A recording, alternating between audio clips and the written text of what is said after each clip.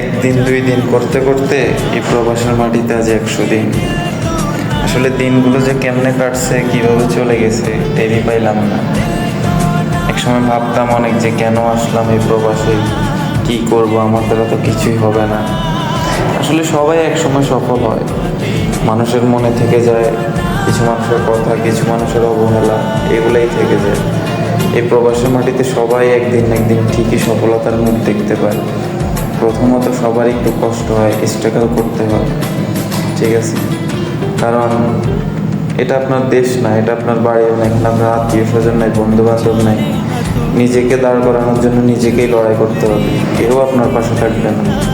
যতই বন্ধু বান্ধব বলেন, যতই কিছু বলেন, আপনি বাংলাদেশে থেকে কখনোই তাদেরকে চিনতে পারবেন না। মানুষ চিনতে হলে অবশ্যই একবার হলেও প্রত্যেকের জীবনে বিদেশ আসা উচিত। কারণ আপনি এখানে আসলে সব কিছুই বুঝতে পারবেন, সবাইকে আপনি চিনতে পারবেন। আপনি যাদেরকে আপনার আপন মানুষ ভাবতেন, যাদেরকে আপনার প্রিয়জন ভাবতেন, যাদেরকে আপনার জানের বন্ধু ভাবতেন, তাদেরকেই যখন পাশে পাবেন না দিন শেষে, তখনই আসলে বুঝতে পারবেন কে আপনার আপন ছিল আর কে আপনার পর ছিল।